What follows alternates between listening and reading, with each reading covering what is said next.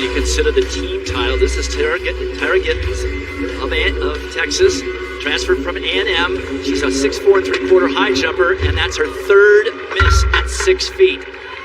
Pretty much a given that she would get at least second in this competition, and now she's probably going to score 0 points for the Longhorns from her high jump competition. She was third in the long jump, so she did contribute points earlier in the week, but that's a big disappointment for Texas.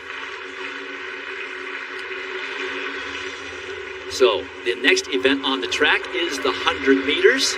Sha'Carri Richardson has the championship record and the collegiate record from when this meet was in Austin 3 years ago. It will be there next year, by the way. By contrast, it's going to be 102 in Austin today. So there's that. There she is, Jillian Alfred. She is the collegiate leader in the 100 meters this season. Yes, she is the leader. She comes into the final with the fastest time, although maybe not the most notoriety, as also in this race with Abby Steiner.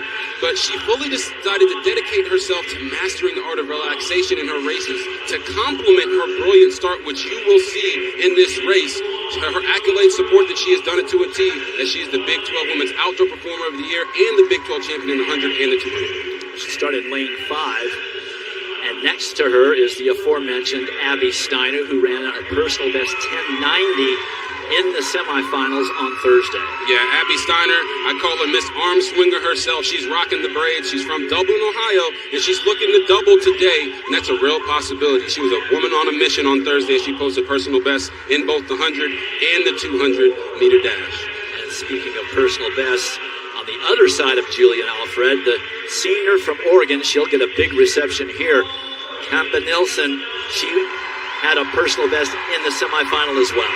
Yes, Kemba Nelson, she is no stranger to winning, as she pulled off the hat trick at the Pac-12 Outdoor Championships, winning the 100, 200, and being a part of that 4x100 meter relay. Winning must be contagious when Shelly-Ann Fraser-Price is your mentor, and Nelson's coming into this final off the heels of a personal best, as you mentioned, Dwight. A 10:97. She had a great start in the semi. She's going to need that today to have a chance to get on the podium. So there are the lane assignments with Nelson in 4, Alfred in 5, Steiner in 6. Favor Ophelia is in this final, the collegiate record holder in the 200 meters. And Melissa Jefferson, who can also bring it. Do not discount her. There is Favor Ophelia. We will see her in her specialty, the 200 meters, later on in the afternoon. The rain has virtually stopped at this point, so it won't be pelting them in their face. And you know what the conditions are like right after a rain. Quite humid, makes running fast a little bit easier. As we also look at Kavona Davis, big team implications. She is in lane number 1, so the teammate of the collegiate leader also poised to score points. There's 9 finalists. They scored at 8 positions. You talked about it, Dwight. Favor Ophelia. She didn't look like her normal self in the 100-meter semis, but she came back in the 200, knocked up all those cobwebs. So any race that she is in, you never want to count her out. She actually beat Abby Steiner at the SEC Championships in both the 100 and the 200-meter dash. And with Gittens out in the high jump, the remaining Texas athletes are going to need to step it up to cover the loss of those points. Alfred in 5, Steiner in 6. And they're off well. Alfred out good, Steiner not such a great start. There's Kemba Nelson right there with Alfred. But here comes Steiner. She can close like a house on fire. Is there enough room? No. It's Alfred, Nelson, Steiner. 10:97 the flash time. Corrected to 11:02. That's a rather large correction. Just a 0.2 meters per second trailing wind. All that rain on the track makes your feet a little heavy. But it no matter, the collegiate leader pulls it off, wins the national title. Nelson of Oregon holds up for second, and Steiner finishing third. Yes, and you'll see it was extremely close down the stretch, but Jillian Alfred worked on that relaxation in the last part of her race, and it came to fruition here because Kemba Nelson was charging hard, and so was Abby Steiner, and sometimes you just got to outlean somebody to get the win, right? Nice job there by Julian Alfred, and we talked about that start, right? She gets out the blocks. Oh my gosh, such a powerful woman, and she's running, going to her arms, and when it got tight, she made sure she stayed relaxed and came away with the victory. Julian Alfred turned 21 yesterday, so you know it's going to be lit tonight after this track meet. You got to be excited for her, and I know her Texas teammates are excited about the points she just got there. Well, the last time that Texas won the 100 meters was Alexandria Anderson back in 2009, and other luminaries, including one that just got inducted into the NCAA College Hall of Fame, Carlette Guidry of Texas back in 1991.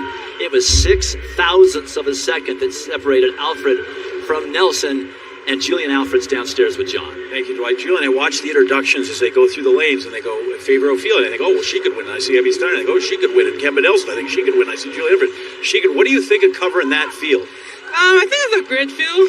You know, on Thursday, everybody ran like, not everybody, but 6 of we ran like sub-11. And I knew all I had to do today was get out. And like my coach said, see you on the other side of the track.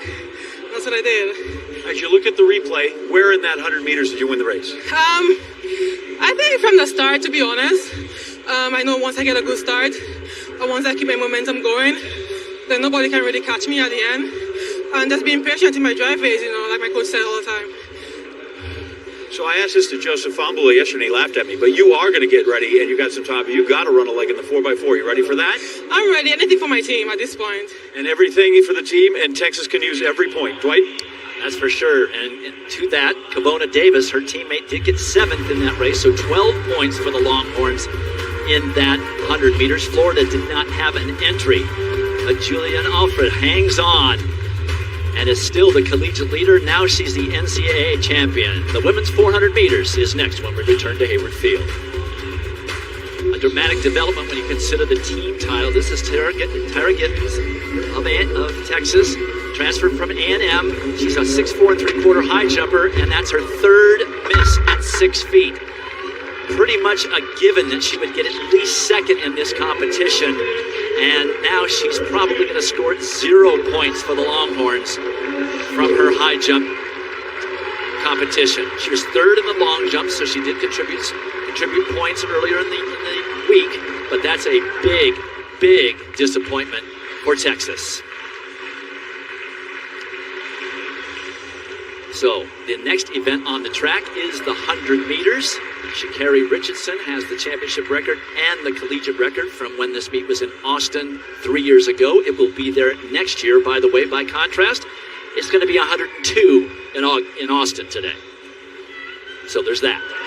There she is, Julian Alfred. She is the collegiate leader in the 100 meters this season. Yes, she is the leader. She comes into the final with the fastest time, although maybe not the most notoriety, as also in this race with Abby Steiner. But she fully decided to dedicate herself to mastering the art of relaxation in her races.